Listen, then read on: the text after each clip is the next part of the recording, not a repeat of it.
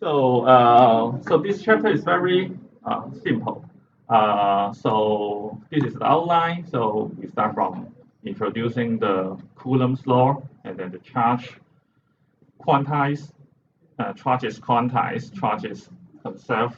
So it is somehow like you have one formula for this, and then this is a descriptive language, and also another descriptive language, and then this is the end of the chapter. So at the beginning, you try to ask a question, is it a magic? So this is somehow like this.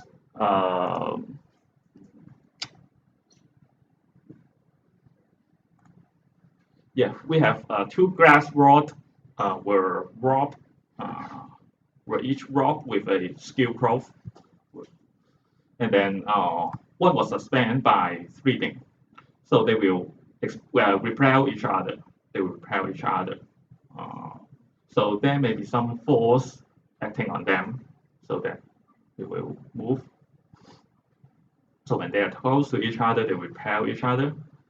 So now we exchange this glass rod into a plastic rod, and then we rub it with fur. Actually, you don't really need to remember it. I will not ask it in the exam. So, but the story is like this. We have two glass for the first case, and then we exchange a glass rod into a plastic rod, and then we rub it with fur.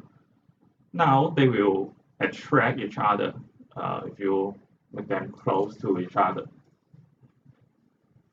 So there are something different. If you consider in a scientific view, it is definitely not a magic, but you may show it in a magic, but not from a scientific view. But from a scientific view, you need to explain this phenomenon. You need to explain it. Why we have two glass rods, they will repel each other, and then why we have one glass rod, one plastic rod, they will attract each other. So the scientists try to explain it using the concept of charge. So here, so for the glass rod, they say that after you rub it with the skill probe, we have some positive charge here and positive charge here. So when you are a primary student, you know that positive and positive will repel each other. Positive and positive will repel each other, and positive and negative charge will attract each other. So that's how they try to explain this phenomenon. It seems like very stupid, very trivial to you. But that's how they try to build up the science theory. They start to observe some of the phenomenon, and then to try to explain it, and then they will go deeper and deeper, and then to see where the different theory will contract with each other, and then try to develop the theory deeper and deeper. So at the beginning, it's always simple, and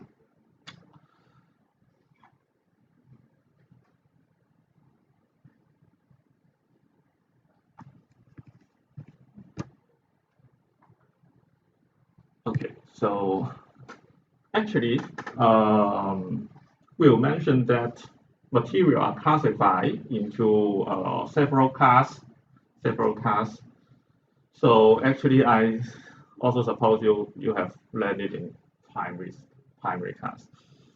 So material are classified into conductors, insulators, semiconductors, and superconductors. You may not have learned it in primary school, but actually you can have this kind of classification.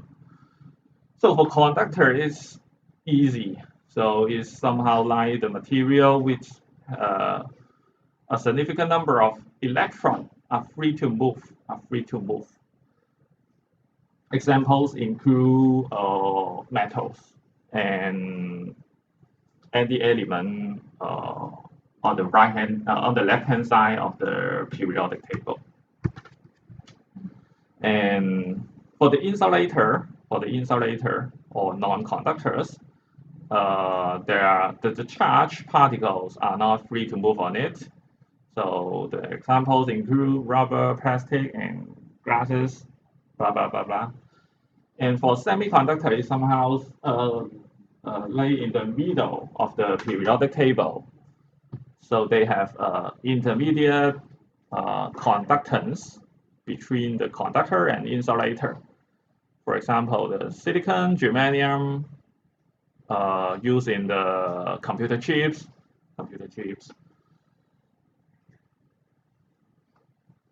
So the physics for the semiconductor will be a lot more difficult than the conductor or the insulator. You learn it in this course. For example, the Ohm's law, somehow like that theorem is for the conductor or insulator, but the semiconductor theorem are a lot more difficult. You learn it in applied electronics or quantum mechanics, somehow like that. So for superconductor is really strange material. This kind of material have perfect conductor. It's a perfect conductor. It has merely no resistance on it, but you need to lower the temperature until somehow like hundreds of millikelvin, 就是接近绝对零度啊 ，hundreds of millikelvin.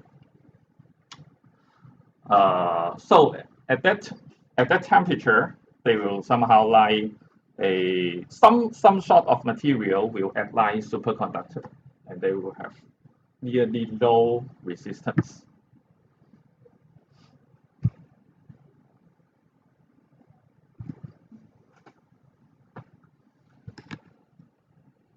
So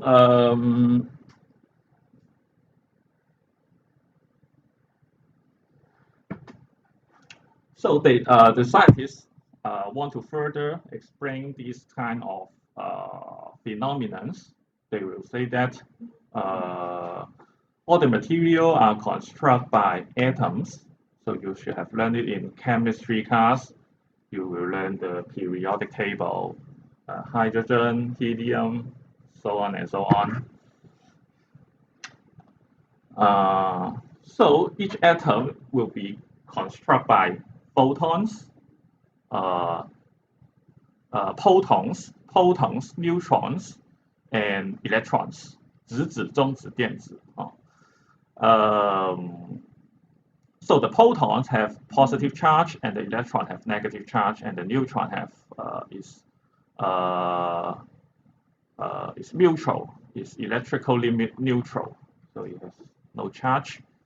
And then different elements are constructed by different number of photons, neutrons, and electrons, and all of them should have the same number of photons and electrons. You should have learned it in chemistry class. So in this case, some of the atoms can lose the electron, so that it has positively charged. So positive charge can be formed, and the electrons are free to move. Because when you learn it in chemistry class, you know that, or in physics class, you should know that although photons and electrons have the same amount of charge with negative sign, it is plus E, it is negative E, but proton is a lot heavier than an electron, somehow like more than 1,000 times heavier than an electron. So it should be somehow like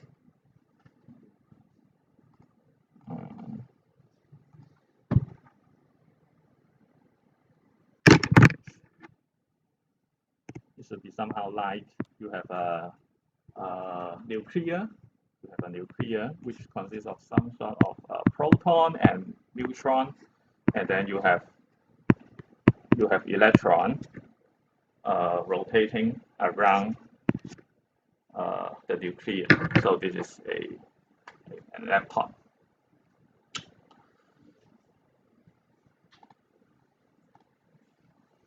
Okay, so it further try to explain this phenomenon, because if you just say that, oh, this is positive charge, this is positive charge, this is negative charge, it is quite weak. It is quite weak. It's trying to further why it will be, oh, this will be positive, that will be negative. So now it has another example. This one is a copper bar, copper rod. So it is actually a conductor. It is actually a conductor.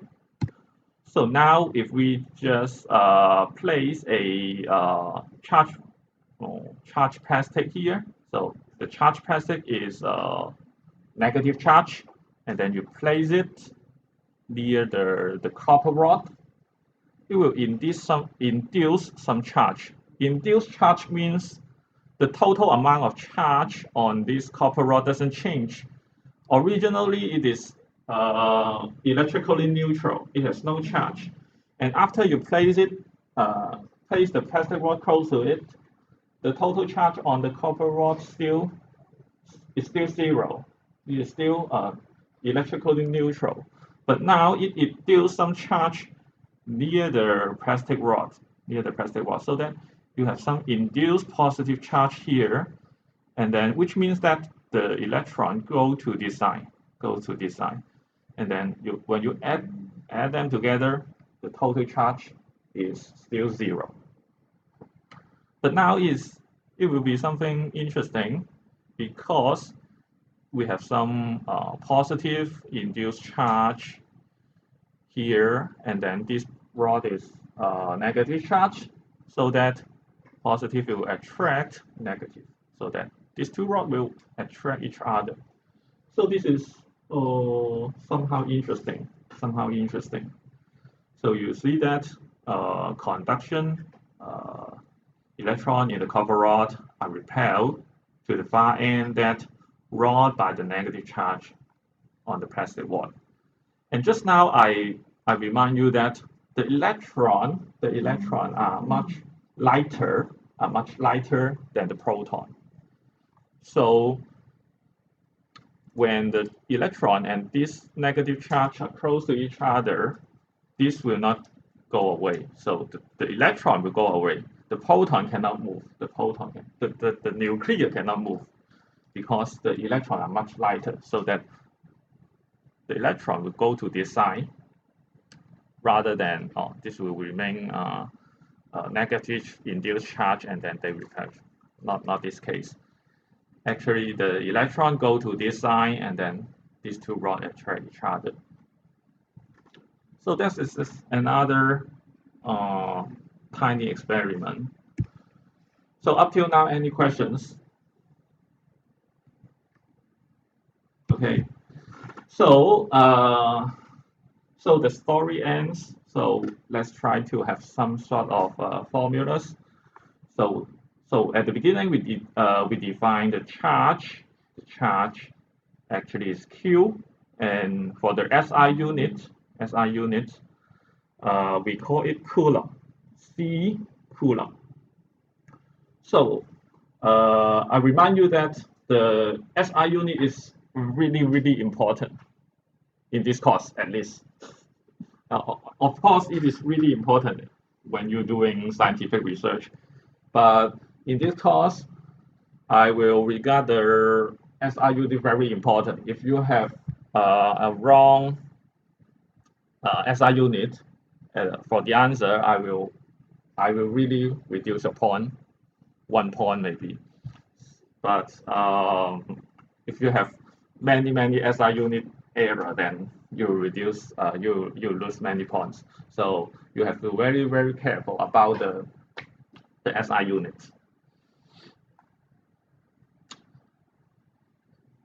So we define the charge, and the SI unit for the charge is Coulomb. And then we also define I is the current.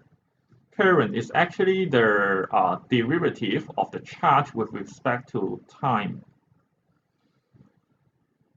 Yeah, so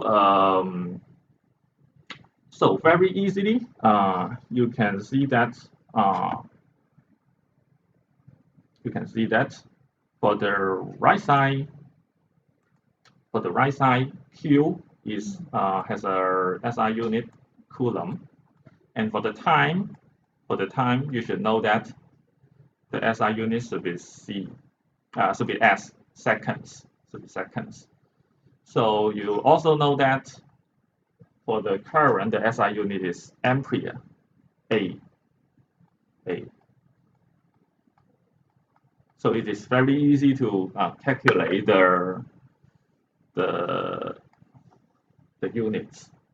Of course, some of the unit I may provide it in the quiz or exam. Actually, during the quiz and exam, I will provide you some sort of formulas or equation, somehow like this.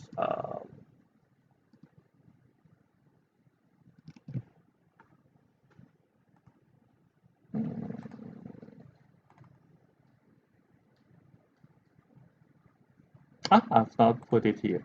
Okay, so I cannot show you now, but maybe I can show you next time.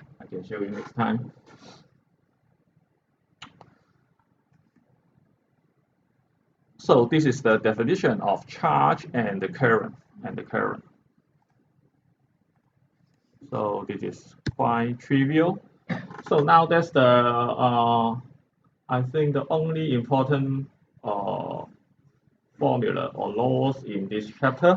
So this is called the Coulomb's law.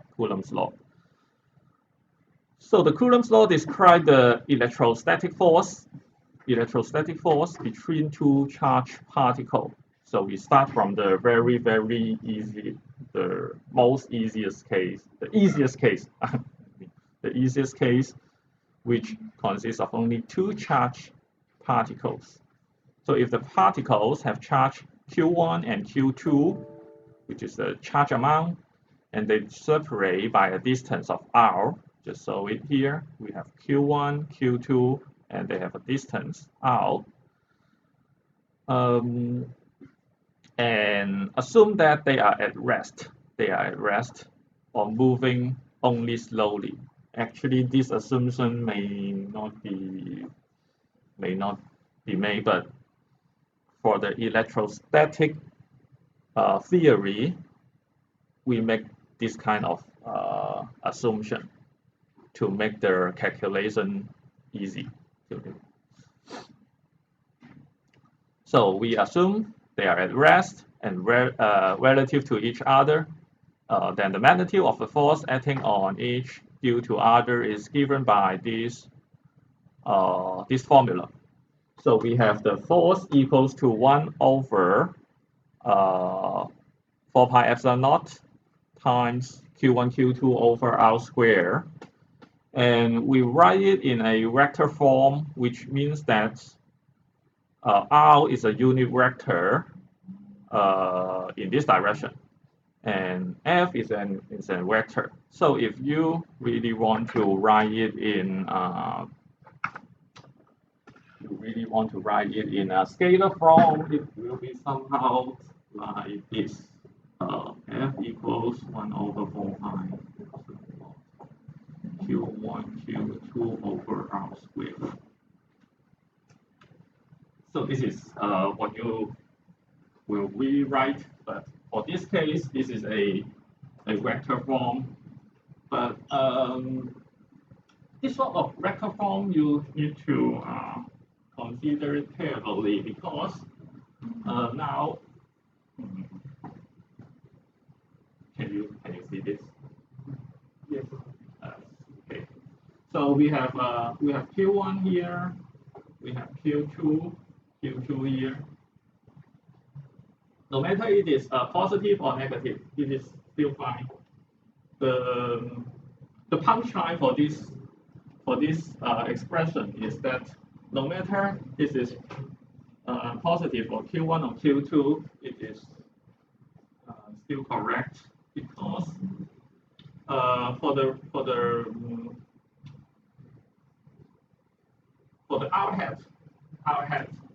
our head is the unit vector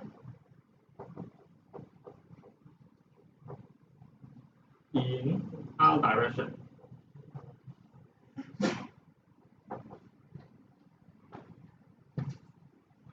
So it is different. For the Q2, our head point to this direction.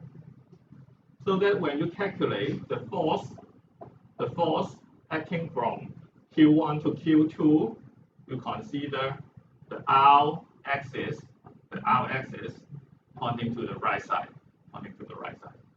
So R, the unit vector means the length of this vector is 1. The length of this vector is 1.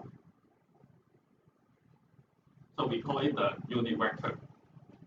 So when you calculate the force acting from 1 to 2, we will use this R head pointing to the right side. But when you calculate F21, which means the force acting on Q1, this is the F12. The force acting on Q2 from Q1 is F21, and this one is F21, which is the force acting on Q1 from Q2. So in this case,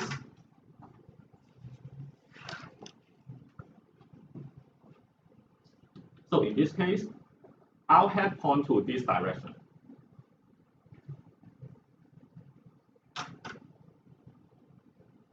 So this is not the same case as you have learned it in Cartesian coordinate. If you learn it in high school, you usually use the Cartesian coordinate, so that the unit vector on x-axis also point to this side, and the unit vector in right direction always point to that side, no matter what is the point you are on. At this point, x hat, y hat also point to the same direction. At this point, x hat, y hat also point to this direction. But now, if the two particles, Q1, Q2 are here, they will like this. If, for this case,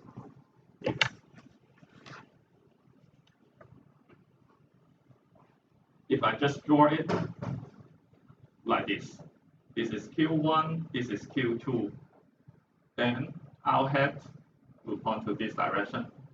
Our head will point to this direction.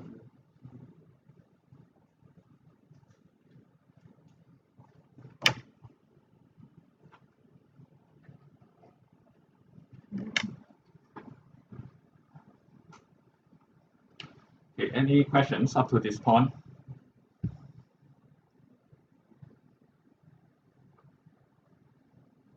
Yeah, it should be very easy, right?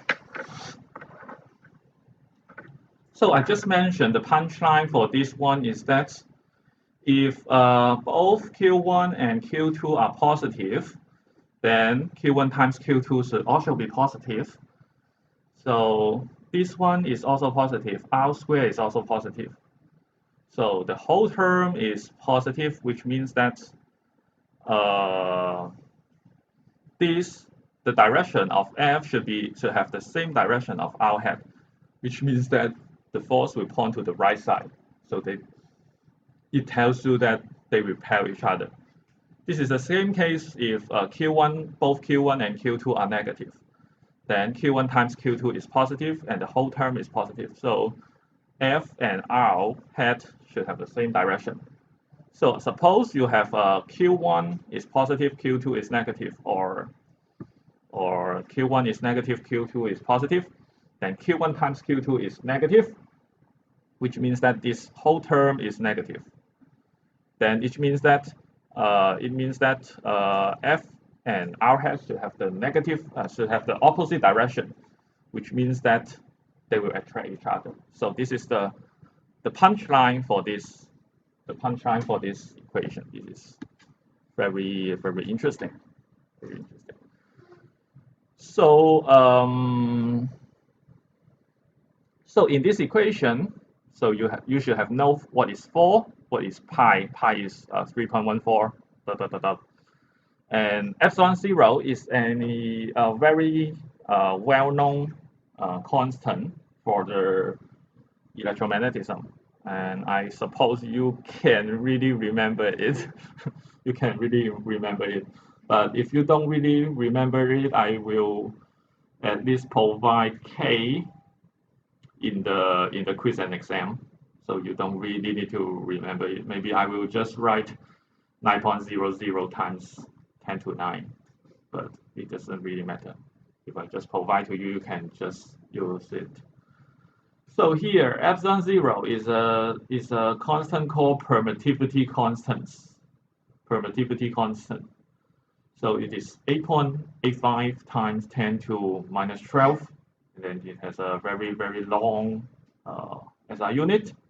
Because actually you can verify it by this. You know the SI unit for the force is Newton, and then Q1, Q2 are Coulomb. So that we have Coulomb square here, and then R has a SI unit of meter. So we have meter square.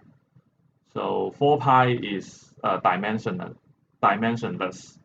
So it doesn't have SI unit, so that you can really calculate epsilon 0 by yourself in just 30 seconds.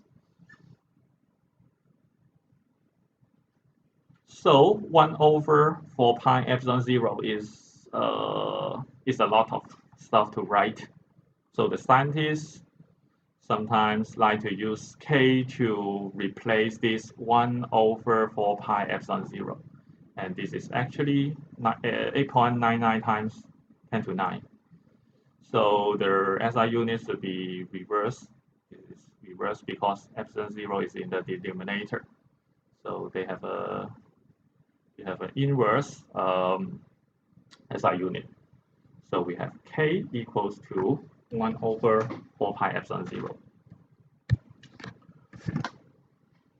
Okay, I've just mentioned this size.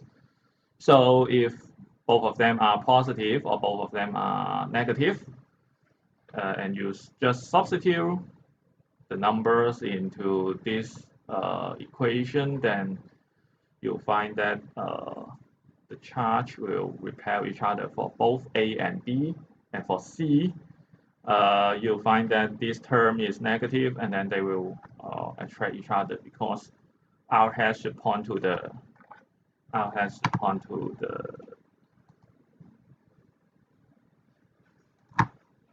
R has should point to R has always point to this direction for this charge. R hat.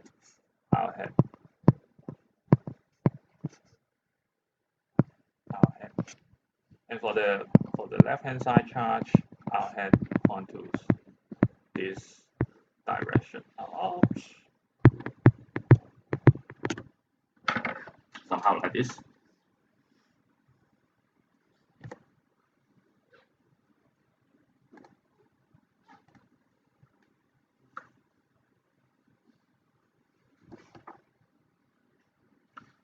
So just now is the easiest case, which is the Coulomb's law. So now if we have more than 2 charges, what it will be? So this tells you that if you have multiple electrostatic force acting on a particle, then the net force is the vector sum of, not the scalar sum of the individual force, somehow like this. This is written like this. So if I just draw it here, it is somehow like this.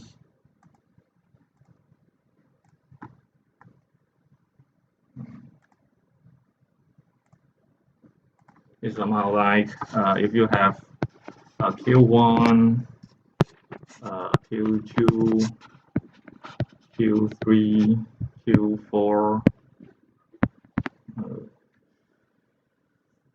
No matter what, whether they are positive or negative, and then if you want to calculate the charge acting on, just say Q4, you can just simply calculate Q1 acting on Q4, which is somehow like this.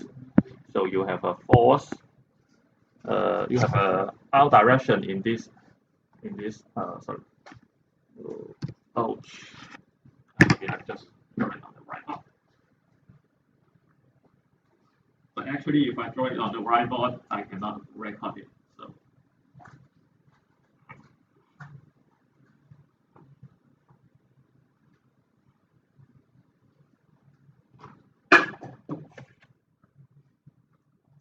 So suppose we have Q1, Q2, Q3, and Q4.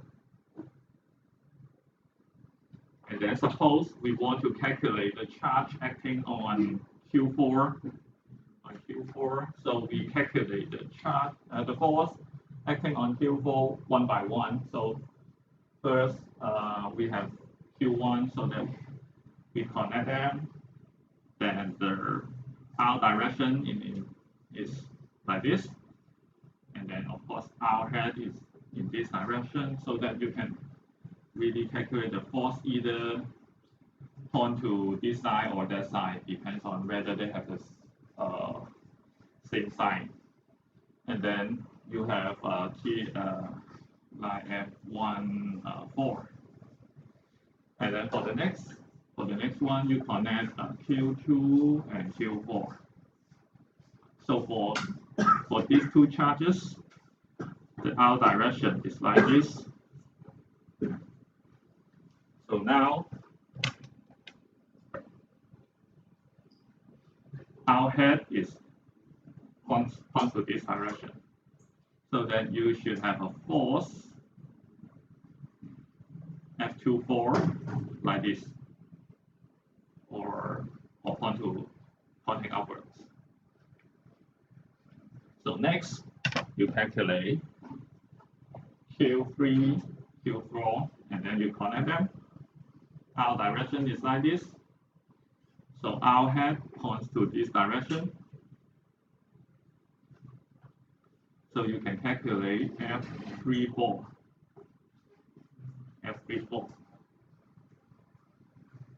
So if I just pick it out, so you have F34.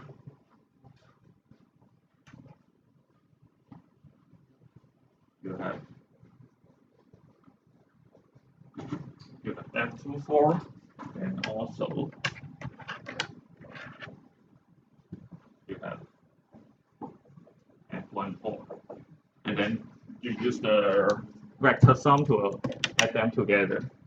So I think you should have learned it in high school. You should have known it how to calculate the vector sum, not the scalar sum. You just not add all the magnitude together to get the answer. You really need to decompose it in somehow like x direction, and then you add all the x components together, and you get the overall x component, and then you add all the y components together to get the y component for F1 net.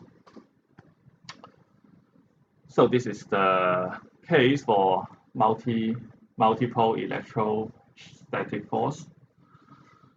So we mentioned the cell theories together, but actually we just mentioned the statement, but we will come back to explain it further in chapter 23. After we learn the Gauss law, we may be able to explain it deeper. But now I just mention what is the shell theories. So actually there are two shell theory for electrostatic force. The first one is a charged particle outside a shell with charge uniformly distributed on its surface. It attracts and repels as if the shell charge will concentrate as a particle at the center. At the center. What does it mean? Very lengthy.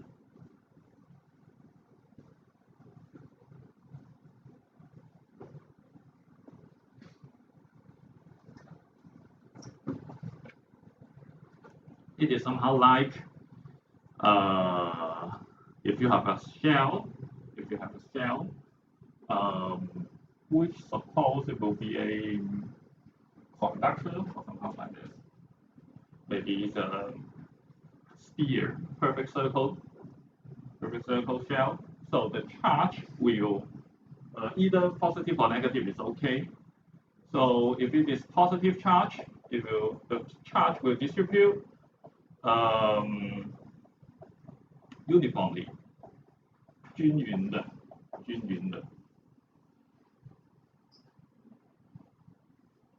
So maybe the total charge is big Q.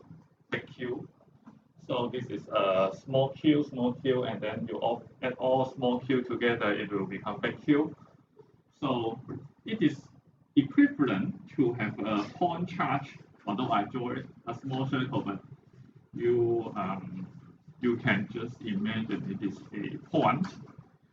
It is just a point charge which occupies 0 volume, 没有体积的。So it is a point charge with Q.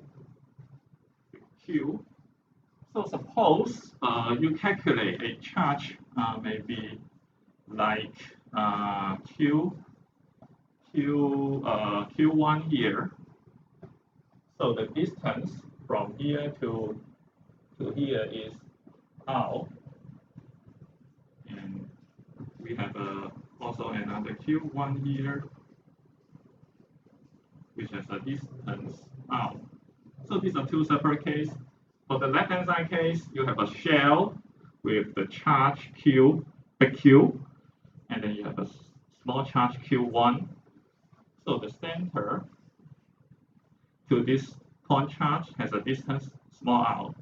And for this case, you have a point charge Q and Q1 equivalent have an equal amount of this, and then they have a distance r. So this force, and this force should be the same. So this is what I mentioned for the shell theory 1. I will further explain it in chapter 23 because you need to know Gauss' law first to really know how to explain it. So for the next case, a charged particle inside a shell with charge uniformly distributed on the surface had no net force acting on it due to the shell. So the second part of it, we can just remove the Q1. What we only need is this shell.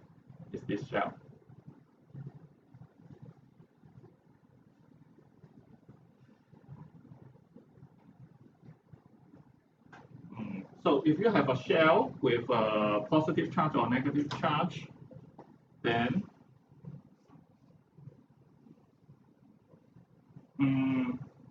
there will be no net force. Acting on the charge or inside.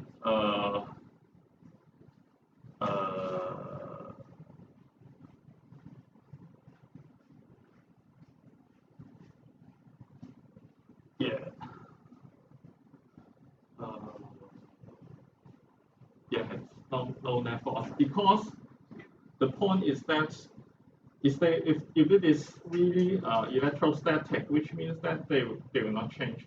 if they has a force acting on each other, which means that this charge will go away. This charge will go away, which means that there should be no charge acting on them. And also inside this shell, there will be no electric field. You will learn it in the next chapter. There will be no electric field regarding to this shell. Now maybe you should have learned it. Now if you place a Q here, we will have a force.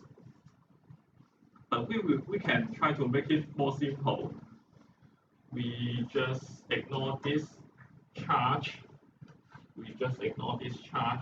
And we'll say that if we have a positive charge here, we will generate a electric field in this direction, in that direction. This is called the electric field. So for positive charge, we will generate electric field pointing outwards. If it is negative charge, the E will pointing towards the negative charge.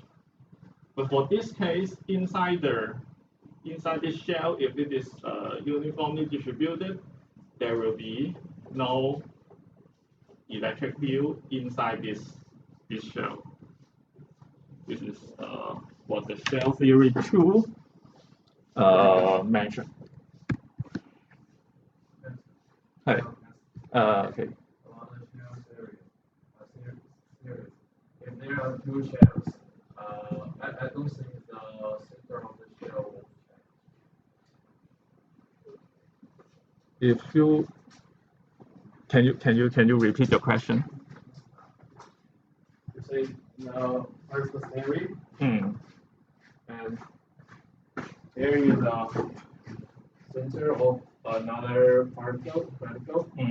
What if this point represents another shell, and the charges on it is massive enough to make the center move from this place to this place, maybe? So this is not the electrostatic case. Because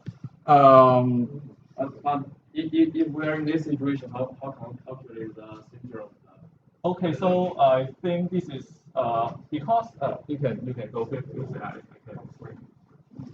So actually we are mentioning the electrostatic force, which means that we are assuming the charge are static. They don't actually really move. But at least for this case, it is actually the same. You know that you have 2 point charge. Suppose they are both positive, and then they will have a force acting on it, right? The Coulomb's force. Assume they are both positive. So you have learned the Newton's law of motion, the Newton's second law of motion. You know F equals ma. So that's force acting on it, then it will move. It will move. At the next moment, it will move away. So the force already changed. Yes, my question is how can we know the center of the shell? How can you know the center of the shell? If the charge are always moving. Actually, the case here is that you assume at this moment it is somehow like this, and then you calculate the force only at this moment. You don't really care about the next moment. For the electrostatic case, it is somehow like this. And if you really need to calculate what it will be for the next moment, it is the electrodynamic.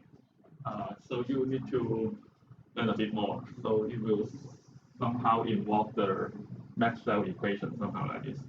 You definitely cannot make it through your hand calculation, or it may be quite limited. Maybe you can estimate after maybe 1 millisecond, this point charge will go to here, this point charge will go to here, and you can calculate the force again.